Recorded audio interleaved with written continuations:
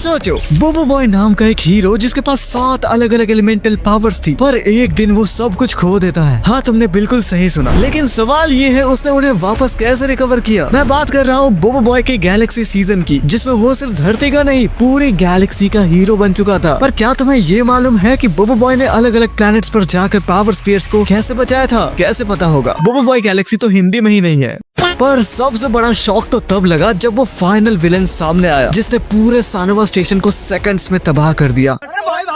Series के starting में हमें बताया जाता है कि इस सीजन में बोबो बॉय गैलेक्सी के अलग अलग पार्ट्स में जाकर पावर स्फीयर्स को बुरे लोगों से बचाकर सुरक्षित रखेगा। और फिर हम देखते हैं कि एक पायरेट वाली स्पेसशिप से कुछ पावर स्फीयर हंटर कोकोची और मोटोबॉट का पीछा कर रहे होते हैं, उनसे मोटोबॉट को चुराने के लिए। मोटोबॉट एक ऐसा पावर स्फीयर है जो हाईटेक व्हीकल्स बना सकता है किसी भी बंदे की पावर्स के मुताबिक। तो कोकोची अपने स्पेसशिप को एक एस्टेरॉयड के पीछे छुपा लेता है, पर पावर स्फीयर हंटर को पता रहता है कि कोकोची यही कहीं है। कोकोची तुरंत ऑटोबॉट से कनेक्ट करके बोबो बॉय और गोपाल से कांटेक्ट करता है। वो उन्हें कहता है कि ऑटोबॉट तुम मेरे लिए तुरंत एक पोर्टल बनाओ। फिर वो अपना एड्रेस ऑटोबॉट को सेंड कर देता है और फिर ऑटोबॉट के पोर्टल बनाते ही कोकोची फुल स्पीड में हंटर्स से बचकर अर्थ में जाने लगता है। पर उसी वक्त हंटर्स की स्पेसशिप कोकोची की स्पेसशिप को पकड़ लेती है। ये देखकर अपना बोबो बॉय हीरोगिरी में उतर आता है और विंड वाले अवतार में बदलकर रास्ते के कांटे रोबोट्स को हटाने लगता है। पर अभी भी स्पेसशिप पर कुछ रोबोट्स थे, इसलिए बोबो बॉय लाइटिंग में बदलकर उन सबको बिजली के झटके देने लगता है। इधर गोपाल भी अपने ट्रांसफॉर्मेशन शूटर से वायर्स को खाने में बदल देता है, जिससे हंटर्स ने स्पेसशिप को रोके हुआ था। बोबो बॉय देखता है कि उसे तो इन रोबोट्स ने घेर लिया है, इसलिए वो एलिमेंटल स्प्लिट करके 3 एलिमेंट्स में बदल जाता है और उन सब की बैंड बजा देता है। बोबो बॉय के वायर काटने के बाद भी हंटर्स का कैप्टन अपनी चेन से स्पेसशिप को फिर से रोक लेता है। तो अब ऑटोबॉट पोर्टल को बंद करके उन हंटर्स से छुटकारा दिलवा देता है। बाद में कोकोची बोबो बॉय को ऑफर देता है अपनी ऑर्गेनाइजेशन टॉप ऑप्स को ज्वाइन करने का। फुल फॉर्म में कमेंट्स में दे दूंगा, ठीक है। इस ऑर्गेनाइजेशन का काम गैलेक्सी के बिखरे हुए पावर स्फीयर्स को सेफ जगह पर रखना होता है। पर बोबो बॉय हिचकिचाता है कि मैं गया तो अर्थ की चौकीदारी कौन करेगा। फिर उसी दिन रात को आइडोडो प्रोब के साथ आकर नींद में सुला देने वाला गंदा वाला धुआं छोड़ देता है। और उस वक्त बोबो बॉय 3 एलिमेंट्स में स्प्लिट करके अपने दादा की कैफे में मदद कर रहा था, पर तीनों के तीनों बोबो बॉय उस धुएं को सुनकर सो जाते हैं। इसके साथ साथ कोकोची और गोपाल और बाकी सब भी सो जाते हैं। फिर मौके का फायदा उठाकर आइडोडो और प्रोब मोटोबॉट को चुरा कर भाग जाते हैं और अगली सुबह सबको पता लग जाता है कि मोटोबॉट को कोई एलियन लड़की समझ के भगा ले गया है। फिर कोकोची अपने सिस्टम से मोटोबॉट का लोकेशन पता कर लेता है। ये सेक्टर G14 होता है जो स्पेस पे बहुत ज्यादा दूर है, और अगर ऑटोबॉट अपने टेलीपोर्टेशन पावर का यूज भी करे तो उसके लिए भी कोकोची की स्पेसशिप को मूव करना होगा। पर ये तो उड़ने की ही हालत में नहीं है, इसलिए कोकोची इन्हें स्पेस स्टेशन में टेलीपोर्ट करवा देता है एलियन का भेस बदलकर, ताकि कोई एलियन अपने स्पेसशिप से इन्हें वहां तक लिफ्ट दे दे। पर उसकी जरूरत नहीं पड़ती क्योंकि आइडोडो खुद ही स्पेस स्टेशन आ जाता है। बोबो बॉय आइडोडो को खुली धमकी देता है कि क्या गुंडा बनेगा रे तू, वांटेड लिस्ट में भी 1000 ही मिल रहे हैं तुझे पकड़ने के लिए। तभी चुपके से कोकोची मोटोबॉट को रेसिंग कार बनाकर भागने लग जाता है। आइडोडो भी प्रोब को सुपर कार बनाकर पीछा करने लगता है। पीछे बोबो बॉय भी लाइटनिंग फॉर्म में चोर पुलिस खेलने लगता है, पर तभी आइडोडो बोबो बॉय को शूट कर देता है, लेकिन बोबो बॉय अर्थक्वेक बनकर और फार्मिंग करते हुए बच जाता है। आगे मोटोबॉट बोबो बॉय और गोपाल को स्पेस बाइक्स दे देता है, जिससे बोबो बॉय के तीनों एलिमेंट्स आइडोडो को फिनिश कर देते हैं। पर आइडोडो बोलता है कि मैं फिर मार खाने आऊंगा, और बाद में बोबो बॉय टॉप ऑप्स को ज्वाइन करने के लिए राजी हो जाता है। फिर आगे कोकोची बोबो बॉय और गोपाल को गुरेंडा प्लैनेट पर से पावर स्फीयर लाने का मिशन देता है। तभी हेना और यिंग भी वहाँ आ जाते हैं। इन दोनों ने टॉप ऑप्स को अभी तक ज्वाइन नहीं किया है, लेकिन बोबो बॉय और गोपाल की तरह ये दोनों भी अब टीनेजर बन चुके हैं। पर दिक्कत तब आती है जब बोबो बॉय और गोपाल पावर स्फीयर के इन्फॉर्मेशन वाला टैब ही लेना भूल जाते हैं, और वहाँ गोपाल एक एलियन क्रीचर का अंडा उठा लेता है, जिसकी वजह से वो क्रीचर इनको भगाने लग जाता है। और जब वो गोपाल को खाने ही वाला होता है तभी हेना आकर उसे बचा लेती है। पर प्यारी का ध्यान भटक जाता है क्योंकि बोबो बॉय ने तारीफ जो कर दी। फिर यिंग अपने टाइम मैनिपुलेशन से सबको एक बार फिर से बचा लेती है। बाद में उस अंडे से एलियन क्रीचर का बच्चा निकलता है, जिसे लेकर गोपाल फिर से भागने लग जाता है। ऑफ कोर्स वो क्रीचर गोपाल की जान के पीछे पड़ गई है, इसलिए बोबो बॉय को लास्टली एलिमेंटल स्प्लिट करके उसे खाई में गिराना पड़ता है। पर आखिर में बोबो बॉय और गोपाल का मिशन फेल हो जाता है, जिसके लिए कोकोची उन्हें खूब डांटता है, क्या हीरो बनोगे तुम लोग गैलेक्सी के। इसलिए वो उन्हें पनिश कर देता है कि जब तक पावर स्फीयर ढूंढ नहीं लेते तुम लोग उस प्लेनेट से निकलोगे नहीं। 2 दिन तक खोजने के बाद भी उन्हें वो पावर स्फीयर नहीं मिलता। तभी वहाँ एक कैक्टस एलियन मरते हुए आ जाता है, जो उनसे मदद की भीख मांगता है अपने विलेज को मॉन्स्टर से बचाने के लिए। फिर पता चलता है कि जिस बिल्ली को बोबो बॉय और उसके दोस्त क्यूट समझ समझ रहे थे वही मॉन्स्टर है। और पावर स्फीयर असल में बेलबॉट है जो उसके गले में है और ये चीजों को बड़ा कर देता है, इसलिए वो बिल्ली साइज में बड़ी हो जा रही थी। पर इसमें भी अडूडू और प्रोब अपनी नाक घुसेड़ देते हैं, इसलिए अपने हीरो बॉबी बॉय को उसे सक्सेसफुली हराना होता है। पर बहुत देर से तो उसकी घड़ी काम नहीं करती, कुछ तो गड़बड़ है। लास्टली बॉबी बॉय और बाकी सब का मिशन कंप्लीट हो जाता है और वो उस बिल्ली को भी अपने साथ ले आते हैं। आगे बॉबी बॉय और बाकी सब अर्थ पर आ जाते हैं, लेकिन वो स्पेस पायरेट्स भी वापस से आ जाते हैं और आते ही कैप्टन स्पैरो ऑटोबॉट और मोटोबॉट को कैप्चर करने चला जाता है। इस तरफ उसके बाकी के रोबोट्स बेलबॉट को कैप्चर करने की कोशिश करते हैं, पर बॉबी बॉय और उसके दोस्त ऐसा नहीं होने देते। इधर बॉबी बॉय और हैना ऑटोबॉट और बेलबॉट को प्रोटेक्ट करने चले जाते हैं। उधर बचते हैं यिंग, गोपाल और पापा जोला जो मोटोबॉट को बचाते हैं। ऊपर आसमान में बॉबी बॉय, विंड और हैना पायरेट स्पेसशिप को बहुत हिलाते हैं और उनके मिसाइल से बचते हुए बॉबी बॉय और हैना धरती के रक्षक अंकल स्पैरो को उसकी औकात याद दिला देते हैं। पर कैप्टन स्पैरो के पास भी पावर स्फीयर हुकाबॉट होता है जो हैना पर जानलेवा हमला कर देता है और उसे बचाने की घड़ी में बॉबी बॉय की वॉच ही काम नहीं करती और हैना को बचाने के चक्कर में बॉबी बॉय आसमान से गिरकर पेड़ में अटक जाता है। कैप्टन स्पैरो समझता है कि हो गया, धरती पर अब मैं ही राज करूंगा, इनकी क्लैपिंग भी तो करनी है। फिर हरियाली में बॉबी बॉय की मुंह दिखाई होती है जो लीफ एलिमेंट में ट्रांसफॉर्म हो चुका है और ये बॉबी बॉय बोलता है,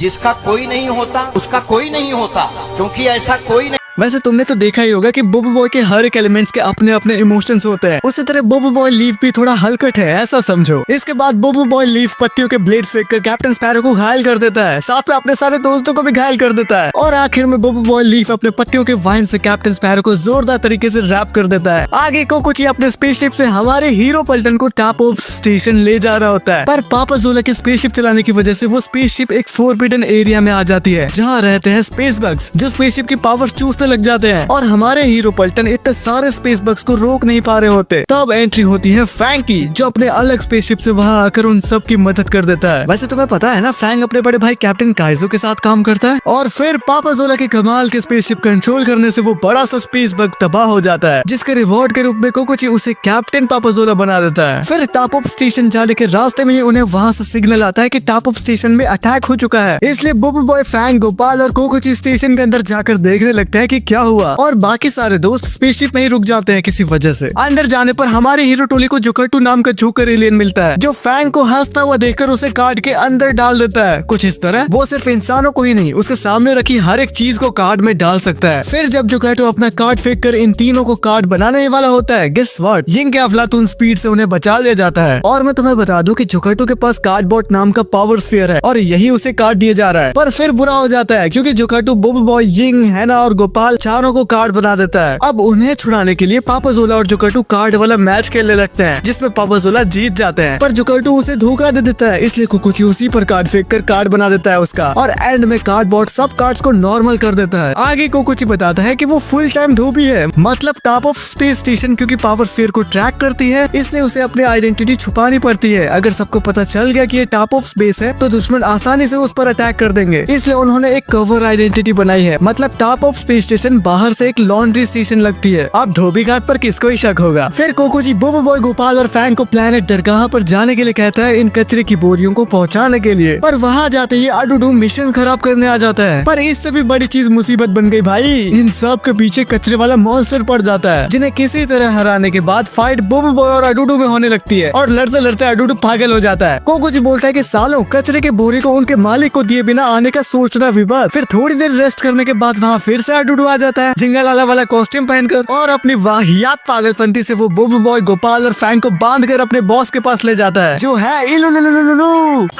और ये फ्रॉग गोपाल को हिप्नोटाइज करके बॉबी बॉय से लड़वाने लगता है। उधर फैंग हिप्नोटाइज अडुलुलु से लड़कर उसे हरा देता है और जब इलुलुलु बॉबी बॉय और फैंग को हिप्नोटाइज कर रहा होता है तभी वहाँ आकाशा टाइप का बंदा आ जाता है जो उन्हें बचा लेता है। ये बंदा है कमांडर तेरुंग और यही है कचरे की बोरी का मालिक। वो देखता है कि बोरियों पर टॉप ऑप्स के खतरे में होने का मैसेज है और फिर ये सब धोबी घाट की ओर चल देते हैं। वहाँ जाकर जैसे ही कमांडर तेरुंग को पता चलता है कि बॉबी बॉय, फैंग, गोपाल, हैना, यिंग टॉप ऑप्स के मेंबर्स हैं, वो बहुत ज्यादा गुस्सा हो जाता है कि ये कमजोर मछली, ये तो दरगाह प्लेनेट पर अपने आप को बचा भी नहीं पा रहे थे, मजाक है क्या, ये लल्लू लोग हैं टॉप ऑप्स के मेंबर्स। हालांकि फैंग ने टॉप ऑप्स का टेस्ट पहले ही दे दिया था। कमांडर तेरुंग एक बहुत ही टफ टेस्ट अनाउंस करता है जिसे फैंग के अलावा सबको देना पड़ेगा। सबसे पहले होता है इन सब का रिटन टेस्ट जिसमें गैलेक्सी से रिलेटेड जीके क्वेश्चंस होते हैं। नेक्स्ट टेस्ट होता है सर्वाइवल टेस्ट जिसमें इन्हें एलियन फूड्स को पकाना होता है। लेकिन गोपाल एक बहुत ही अच्छी चीज करता है, वो उन सबको अर्थ के फूड में बदल देता है। फिर सबके साझेदारी से एक बहुत ही अच्छी डिश बन जाती है जो इस पागल कैप्टन तरुण को बहुत पसंद आती है। नेक्स्ट टेस्ट होता है फोकस टेस्ट, जिसमें इन्हें फैंग की तरह गोरिल्ला के साथ कौवा उड़, नाना उड़, अंडा उड़ गेम खेलना पड़ता है। पहले ही राउंड में गोपाल को गोरिल्ला उठाकर फेंक देता है। यिंग और हैना इसमें प्यारी की तरह पास हो जाते हैं और फाइनल मैच होता है बोबो बॉय के साथ। पर बेचारे की फूटी किस्मत देखो, गोरिल्ला उसे गोपाल से भी पहले नॉकआउट कर देता है। अब इसमें बोबो बॉय और गोपाल की गलती नहीं है, ये कमांडर तरुण ही इनसे ऐसे वाहियात टेस्ट ले रहा है और इस टेस्ट में सब लोग क्वालिफाई कर लेते हैं क्योंकि ये क्वालिफाइंग टेस्ट था। टफनेस टेस्ट इसके बाद होने वाला है। टफनेस टेस्ट में 2 टीम्स होंगे जिनमें कंपटीशन होगा वोल्केनो प्लेनेट में छुपे हुए पावर स्फीयर को वोल्केनो के टॉप पर पहुंचाने की। टीम बी में बोबो बॉय के सारे दोस्त होते हैं, पर टीम ए में फैंग और साय और शील्डा नाम के 2 बंदी होते हैं जिनका काम है बोबो बॉय के रास्ते में रुकावट लाना और पावर स्फीयर लेने से रोकना। पर जब फाइट होती है तब शील्डा की शील्ड उस पर अटैक करने वाले हैना और यिंग की पावर्स को अब्सॉर्ब करके वापस उन्हीं पर रिफ्लेक्ट कर देती है। अब बचती है साय की शील्ड। फेंको और तमाशा देखो वाला हाल है, जो यिंग का मुंह तोड़ देता है। उधर बोबो बॉय विन जब पावर स्फीयर कैप्चर करने जा रहा होता है तब फैंग पीछे अपनी शैडो पावर से बोबो बॉय को बुरी तरह वोल्केनो में गिरा देता है। फिर वहाँ साय और शील्डिया भी आ जाते हैं जो बोबो बॉय को कमजोर कहकर उसे गुस्सा दिला देते हैं। बोबो बॉय कहता है हम कमजोर नहीं है और देखते ही देखते फायर एलिमेंट में बदल जाता है। फायर बोबो बॉय की आग की गर्मी इतनी तेज थी कि शील्डिया से वो बर्दाश्त ही नहीं होता और बोबो बॉय फायर अपनी फायर पावर को बढ़ाकर उन सबको आग में झुलसाने लग जाता है। चलो सालो, अब तपतपाती गर्मी से तुम्हारी बिरयानी बनने वाली है। साय अपनी शील्ड फेंक कर मारता है पर बोबो बॉय उससे रोक कर फायर शील्ड में बदलकर उल्टा उसी पर अटैक कर देता है कि शांत हो जाए बोबो बॉय, पहले ही ज्वालामुखी की गर्मी बर्दाश्त से बाहर है, ऊपर से तू। बाद में जोकर अपने राज बताता है कि वो स्पेस स्टेशन सबका ध्यान खींचने आया था ताकि उसका दोस्त गॉब्लिन एलियन पावर स्फीयर्स की चुगली कर सके। पर जब तक कोकुची और कमांडर सावधान होते हैं वो गॉब्लिन एलियन पावर स्फीयर्स को स्पेसशिप में डालकर गैलेक्सी में कहीं दूर भेज देता है। और दोस्तों, जहाँ सारे पावर स्फीयर्स भेजे गए होते हैं वो प्लेनेट सर्कस होता है और वहाँ जाते ही हमारे हीरो टोली सामना करते हैं जोकरों के बादशाह जगलनॉट की। इसी ने सारे पावर स्फीयर्स चुरा लिए होते हैं और अब इसकी गंदी नजर ऑटोबॉट पर पड़ जाती है। फिर जगलनॉट बेबीलोन बॉट का यूज करके बलून्स के ऐसे वेपन्स बनाता है जिन्हें टच करने पर वो फट जाते हैं और जगलनॉट के बलून से सबको बचाने के लिए लाइटनिंग बोबो बॉय कमाल का एक्शन दिखाता है पर जगलनॉट के घूंसे से फेंका जाता है। अब कैसे बचेगा ऑटोबॉट? तभी मैदान में फैंग और कैप्टन काइजो एंट्री ले लेता है और अब फार्मर काइजो बोलता है कि मैं इससे अकेले ही लड़ूंगा। जगलनॉट फायर ब्लास्ट करता है, काइजो शील्ड बनाकर बच जाता है। जगलनॉट आग उगलता है, काइजो उससे भी बच जाता है। फिर काइजो के ब्लीड स्लैश से जगलनॉट का काम तमाम हो जाता है। पर ये हमारी गलतफहमी थी क्योंकि जगलनॉट की नोज एक पावर स्फीयर है और उसे दबा दबा कर वो जायंट हो जाता है और अब तो काइजो के ब्लेड स्लैश का भी जगलनॉट पर कोई असर नहीं होता।